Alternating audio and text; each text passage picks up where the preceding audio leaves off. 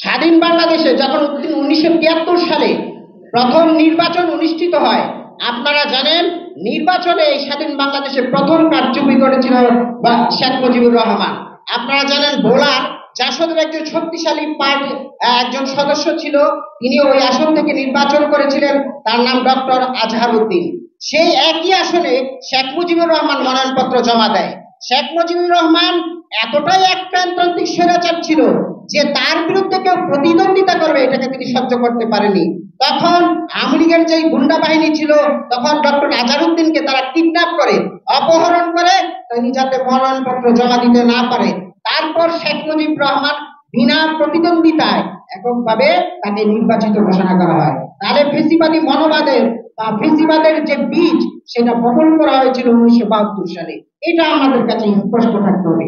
আওয়ামী লীগ মূলত কোনো গণতান্ত্রিক দল নয়। আওয়ামী লীগ একটি মাফিয়াতন্ত্র, আওয়ামী লীগ একটা ফেসিবাদী আদর্শকে লালন করে। সুতরাং আমরা যদি গণতান্ত্রিক প্রক্রিয়ায় রাজনৈতিক শক্তি হিসেবে আওয়ামী লীগকে মোকাবেলা করতে যাই, এটা আমাদের ভুল হবে। এজন্য আমাদের অবস্থান অবশ্যই পরিষ্কার রাখতে হবে। আওয়ামী লীগকে আমরা কিভাবে ডিল করবো? আওয়ামী লীগকে কি আমরা রাজনৈতিক শক্তি হিসেবে এখানে দেশে আবার প্রতিস্থাপন করব? বাংলাদেশের জনগণ যারা শিশু থেকে বৃদ্ধ পর্যন্ত, একেবারে দিনমজুর থেকে রিকশাওয়ালা পর্যন্ত, ছাত্র যুবক শিক্ষক সবাই তাদের বুকে রক্ত দিয়ে যে স্বাধীনতা আনলো 5 তারিখ আগস্টের, সেই স্বাধীনতাকে আমরা বিলীন হতে দিব?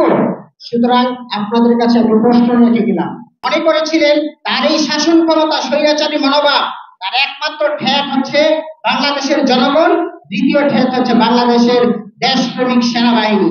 এজন্য তিনি সেনাবাহিনীকে এখানে মাইনাস করার জন্য প্যারালাল একটা বাহিনী গঠন করলেন, জাতীয় রক্ষী বাহিনী আইন 1972 সাল।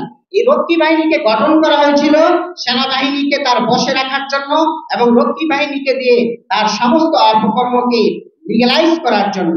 সেভাবেই তিনি রক্ষী বাহিনীকে ব্যবহার করেন। আপনারা জানেন বাংলাদেশের ইতিহাসে 72 থেকে 75 পর্যন্ত যে ভয়ানক ইতিহাস ছিল, মানুষের বাড়ি থেকে গুম করা হতো।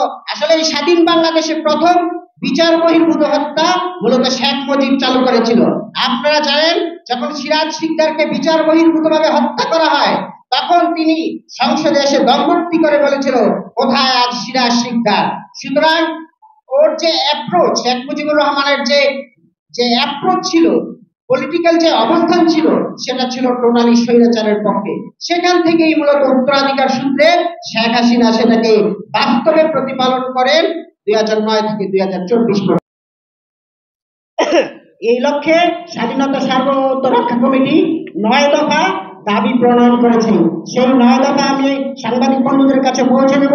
আমি আপাতত 3টি পয়েন্ট এখানে আলোচনা করব। আমরা কি চাই? আমরা মূলত বলছি যে প্রথমে এই স্বাধীনতাকে যদি বাস্তবে রূপায়িত করতে হয়, এই বিপ্লবের সার্থকতা যদি আনতে হয়, প্রথমেই আমাদেরকে সংবিধানে আনতে হবে। অর্থাৎ এই সংবিধানকে টোটালি বাতিল করে নতুন ভাবে সংবিধান প্রণয়ন করতে হবে। আপনারা জানেন বাংলাদেশের যে 72 সালে সংবিধান প্রণয়ন করা হয়েছিল, ওইটা আসলে বাংলাদেশের যে জনগণ, তাদের থেকে কোনো জাস্টিফিকেশন দেওয়া হয় নাই। অর্থাৎ কোনো গণভোট অনুষ্ঠান করা হয় নাই যে বাংলাদেশের মানুষের থেকে মতামত দেওয়া হবে। সুতরাং সেই সংবিধানের গণভিত্তি, সেই সংবিধানের রাজনৈতিক কোনো ভিত্তি নেই।